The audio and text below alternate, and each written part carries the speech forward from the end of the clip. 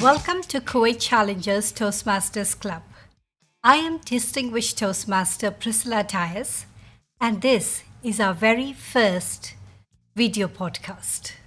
To begin with, let me tell you a little about Toastmasters International.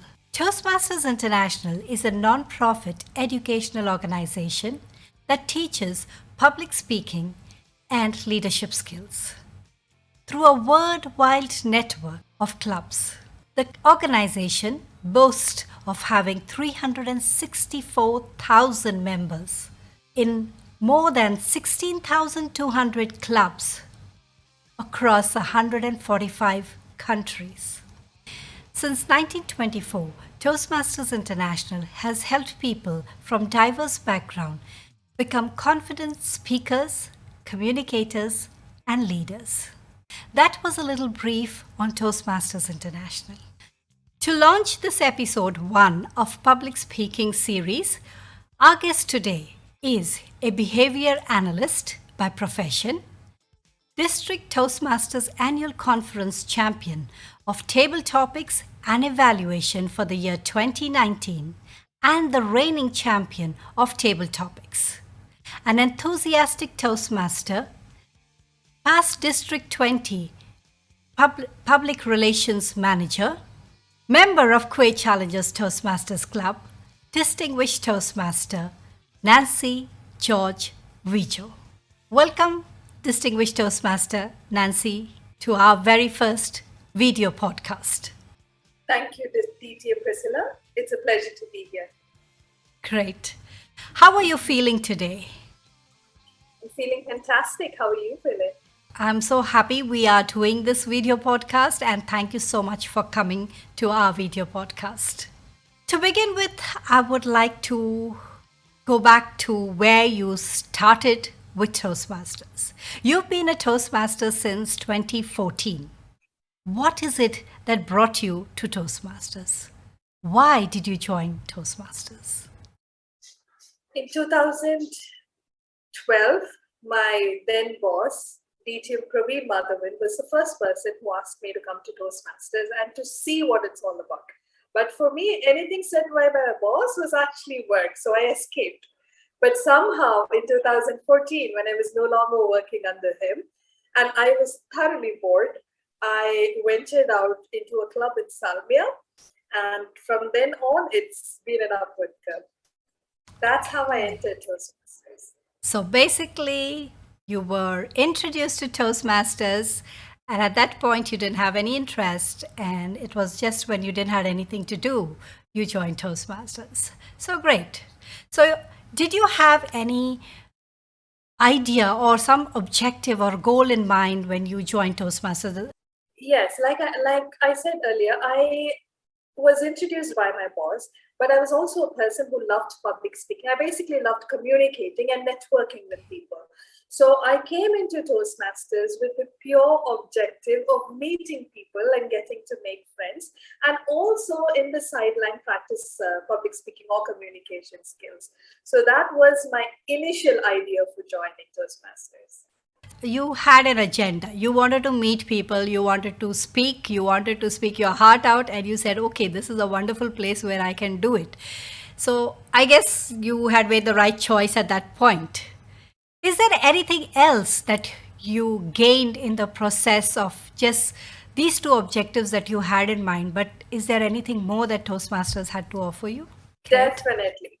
Because I thought I knew and I was great at public speaking. But when I joined Toastmasters is when I actually realized that I'm not as great as I thought I was, that there was a lot of learning still left for me. And the second thing that I came across is that I still lacked people skills. And because in Toastmasters, you come across people from various cultures, various temperaments, and you got to be careful what you say. And that's when I learned a lot of people skills, because often it's not what you mean that goes out when you say. So people skills and communication skills and my own deficits in communication skills are what I discovered. All this was an additional add-on boon after joining Toastmasters. So people skills is something that I've just heard about, and you have explained that so well. So moving on to our next question, you've been the reigning champion of table topics and you've been champion at evaluations. What is it that makes you the champion? I mean, it's not easy being champion. So, what is it that made you win that championship? Share with us. So I contested for just 3 times in Toastmasters years. So the first time I contested was in 2014. At that time, I reached the division level. There was a lot of hard work behind it, a lot of practice, a lot of determination behind it. But then I was young, you don't really accept that there's a lot to learn at that point of time. But then I took a setback, and for 5 years, I took the leadership path, serving people. And in that way, I got to attend a lot of contests. I started observing people more. I started observing what is it that would make a champion. I could see their journey. I would see their struggle. I learned to help them in their journey. And I think as a side result, without me knowing, all those skills were slowly, getting embedded in my head as well. And the next time I contested was in 2019. And that's the year when I became a champion. So I realized that you can't just practice 1 month in advance or 1 week in advance, no matter how great a speaker you are, and you can't just put yourself out there. Then it's all in the timing and in it's it's not pure luck, but yet there are so many people who are equally talented contesting with you in the same stage. It's your presence of mind, how calm you are, how much you understand the topic, how much you feel the topic, and what you say out that makes a champion. So that made me a champion that day. It's the determination, the dedication. You visualize winning and you do everything towards it. Consistency in practice, constantly. I'm constantly practicing with my family. With my husband helps me a lot. Vijo helps me a lot in practice. More than anybody does, it's my husband. Every single day when we near the competition, he starts training me. He starts throwing topics. So it's consistent practice every morning. When I'm driving, I call up my best friend. I call up Tejasvi. I call up Avlin. I call up Arti. I call up a lot of people and I tell them, give me a topic. And throughout the journey, I'm constantly attending topics. When I came back, it was my club, Kuwait Challengers Toastmasters Club, and you were there, DTM Priscilla. You were there. We all gathered in the park. It was again practice. So to be a champion, anyone can be. All you need is consistency, dedication, determination, and practice. Anyone can be a champion. This was my journey. Great to know what made you a champion: consistency, determination, and practice. And I've heard practice, practice, practice very often. And of course, the determination goes because unless you're determined to get that championship, you wouldn't take pains and trouble practicing. And of course, consistency is very important. So you are the package, and you've done it beautifully. Once again, reigning champion, congratulations to you on that win at the table topics. Since we are talking about contest and championship, do you have any tips for the aspiring contestants? Please share with us some tips. There are a couple of things that I practice. So I think this would be universally applicable to anyone who's contesting. Okay? Number one, just believe in yourself. And you do not have to copy anybody else's style or try to be anybody else to win. You yourself are unique and you have a unique style of speaking, a unique style of presenting. You got to figure out what your style is. Once you figure it out and once you know that's your strength, stick on to it. Trust in yourself, stick on to it. Number two, find a mentor. Find a mentor, and that mentor doesn't have to be a famous person in Toastmasters. He or she can just be a person who joined Toastmasters just yesterday. But find a mentor who does not change what you are, rather supplements, and lifts you up and guides you gently. It might not be just one mentor, it might be a couple of mentors. Okay, so for me, myself, I have a couple of mentors. I have Raymond, I have Kejitan, I have Dashtagir, who's my mentor, I have Noor, and I have Jervis Pereira, who's from India, who's my mentor. All these people they play different roles as mentors in my life. Like Kejitan is an inspiration, and he gives me all the technical support and technical guidance. How do you present yourself? Okay, make sure the lighting is better. Make sure you place yourself. So like that, you need to find out people who can give you that gentle nudge, not a push, but a gentle nudge, and slowly shape what you are. Jervis, for that matter, he used to throw lots of topics to me every single day, and he used to correct me. Like he used to say, "Okay, I felt this today when I heard it. I felt this is how I felt. This is what did you want me to feel?" So I would like, "No, this is what I meant," and he'd be like, "No, that's not what I felt." So he gave me the emotional input. How do I change myself? Raymond put me there. He would call me to the park. I would go there and practice in front of strangers. So you got to find out people who are mentors to you. That's the kept giving me that little nudge by saying, "You can do it. Did you practice today? No. Do it. Do it." So all these people had different roles. So like that, you got to find your mentor, someone who suits you, not someone who suits me or someone who suits somebody else, but someone who suits you and your personality. And the third tip: practice, practice, practice. There you go.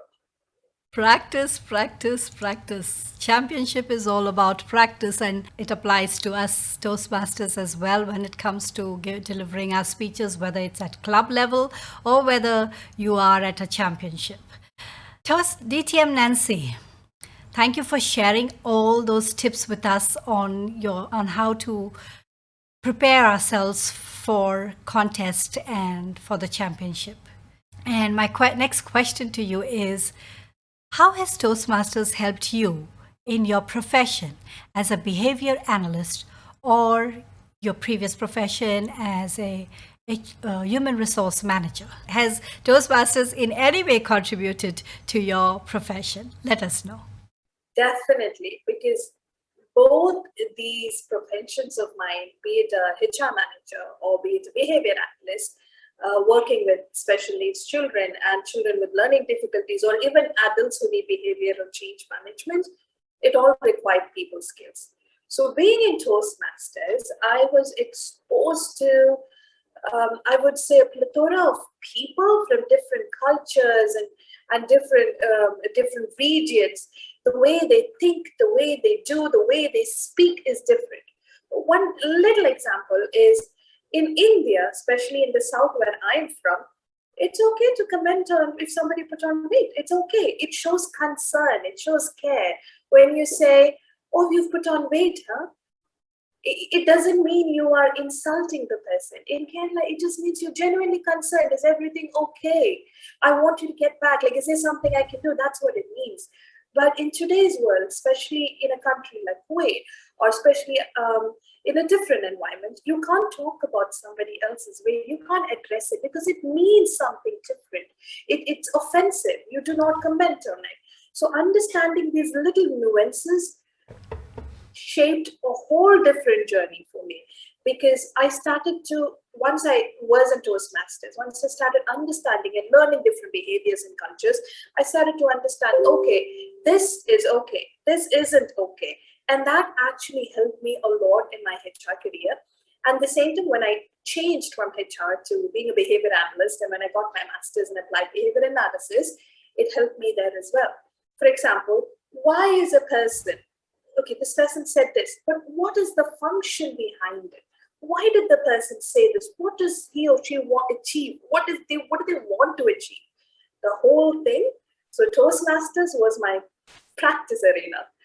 And a lot of practice arenas, it's a lot of them have gone well, a lot of them has not gone well, but hey, this is life. And it's all about the journey, it's all about the learning. So yes, Toastmasters has played a vital and a pivotal role, I would say, in helping me shape people's skills, and also in helping me attain my master's in applied behavior analysis. So that, I believe, went hand in hand with having to join Toastmasters at the right time and applying what you learn, what you were taught in Toastmasters, applying it to your profession. DTM Nancy, you are a public speaker. And by public speaking, I mean you inspire people. Say something to inspire our club members, our viewers of this podcast. Thank you, DTM Priscilla. So I wouldn't be saying this just for the purpose of inspiring people, but genuinely from my heart. I want you to understand that you all are beautiful the way you are. You don't have to change any part of yourself to suit somebody else. Saying no does not make you a bad person.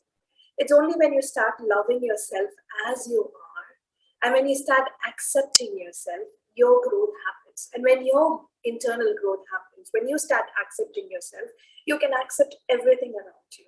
Like, for example, I've put on 15 kg. That's okay. It happened because of medications. Will it go down? I don't know, but that's okay. I can't speak as well as somebody else. That's okay. I can't probably dress as better as somebody else. That's okay. I wanted to get a second master's, but I do not have my finance for it. That's okay. So I want you all to accept yourself the way you are. If there are things that you cannot do, you don't want to offend a person, but you still cannot do it, say no. That's okay too. And people who stick along are your people. That's my only message to you all today. Love yourself the way you are. Thank you, DTM Nancy. Love yourself the way you are is the inspirational message that DTM Nancy has to offer to us today. Now, I would like to thank you and for coming to this video podcast. I wish you all the best and more power. Thank you very much, DTM Priscilla. It's truly been an honor. And thank you for having me. Have a lovely day. Thank you so much. That was Distinguished Toastmaster Nancy George Vijo, a challenger at Kuwait Challengers Toastmasters Club, sharing with us her inspiring journey in Toastmasters and specifically public speaking. If you wish to learn more about public speaking, be a Toastmaster. Join Kuwait Challengers Toastmasters Club. We meet on the first and third Monday of every month. You can contact our VP membership, Toastmaster Dimatu Itagula. The contact details are in this video description below. Stay inspired. Until our next video podcast.